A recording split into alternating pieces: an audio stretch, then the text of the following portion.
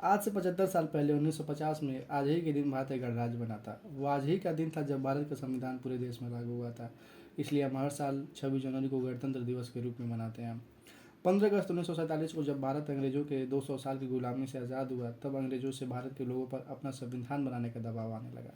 और यही कारण था कि विश्व का सबसे बड़ा संविधान सिर्फ 2 वर्ष 11 माह और 18 दिनों में ही बनकर तैयार हो गया। भारत के संविधान को बनाने के लिए 389 सदस्यों की एक संविधान सभा का गठन किया गया था और इस सभा के अंतर्गत 9 समितियां बनाई गईं, जिसमें 11 सत्र करवाए गए और कुल 165 दिन कार्य हुआ। उन 9 समितियों में से डॉक्टर भीमराव अंबेडकर की अध्यक्षता वाली प्रारूप समिति के द्वारा दिए गए विचारों को मान्यता प्रदान की गई थी, जिसका परिणाम भारतीय संविधान निकला। आप सोच सकते हैं कि मात्र 165 दिनों में कैसे अपने देश का संविधान बना होगा।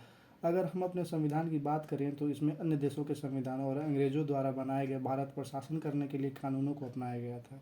हम भारतीयों ने अंग्रेजों के भारत सरकार अधिनियम 1935, भारतीय पुलिस अधिनियम 1860, भारतीय सिविल सेवा अधिनियम 1861 जैसे 34,735 कानूनों को जस के तस बिना किसी बदलाव के अपने संविधान में उतार लिया था।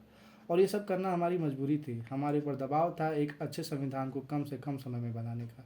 इसलिए संविधान सभा के सदस्यों ने अंग्रेजों के इन कानूनों को अपनाया था।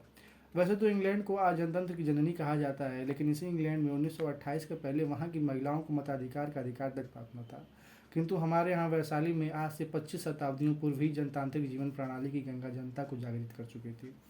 वैशाली का लिच्छवी गणतंत्र अपने स्नेह ज्योत्सना से जग को जागृत कर चुकी थी। वहाँ प्रत्येक नागरिक को अपने विचार प्रकट करने का और मत का अधिकार प्राप्त हो चुका था। अतः निसंदेह महावीर की पावन जन्मभूमि ही जनतंत्र की जननी है। परंतु आज हमारे जनतंत्र के जलाशय का जल जातीयता की अग्नि में जल रहा है।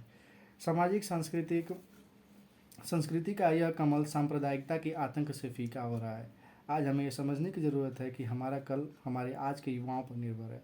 लेकिन हमारे देश के युवा आज जागरूक नहीं हैं, अगर हैं भी तो सिर्फ 1/4, और बाकी के 3/4 में से 1/4 युवा पबजी और टिकटॉक जैसे फालतू चीज़ों पर अपना समय जाया कर रहे हैं। और जो बचे 2/4 युवा हैं, देश को इन्हीं से खतरा है, क्योंकि ये तो ऐसे लोग हैं जिन्हें अपने घर वालों की भी फिक्र नहीं। ये लोग तो बस मोबाइल कान पे लगा लेंगे और दिन रात बस सोना मोना जानू बाबू करते रहेंगे। और सच कहता हूँ, अगर ये अभी नहीं संभले तो देश इनसे ही बर्बाद होगा। आज हम इस बात पर गर्व करते हैं कि हमारा देश विश्व का सबसे ज़्यादा युवाओं वाला देश है।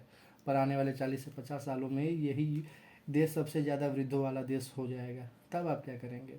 अगर आप चाहेंगे अब हमें ये समझने की अगर आप कुछ चाहेंगे भी तो नहीं कर पाएंगे। अब हमें ये समझने की ज़रूरत है कि इस देश के किसान हम ही हैं।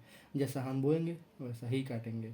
और अब ये हमें तय करना है कि हम बोते क्या हैं। अपनी आज की लापरवाही से कांटेदार झाड़ियों से भरा भविष्य, या फिर हमारे आज की हवाओं से लहराने वाले कल के हरे भरे गेहूं के पौधे। अंत में मेरी आपसे यही विनती रहेगी कि आप इस देश के प्रति, इस समाज के प्रति अपने कर्तव्यों को समझें और उनका पालन करें।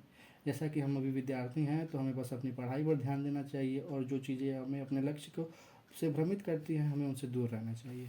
जाते जाते मैं आप लोगों को एक शेर सुनाना चाहता हूँ। ऐ यारों यूँ बर्बाद न करो ये जवानी, ऐ यारों यूँ बर्बाद न करो ये जवानी, कहीं ऐसा न हो कि ये बन के रह जाए महज 2 लफ्ज़ों की कहानी।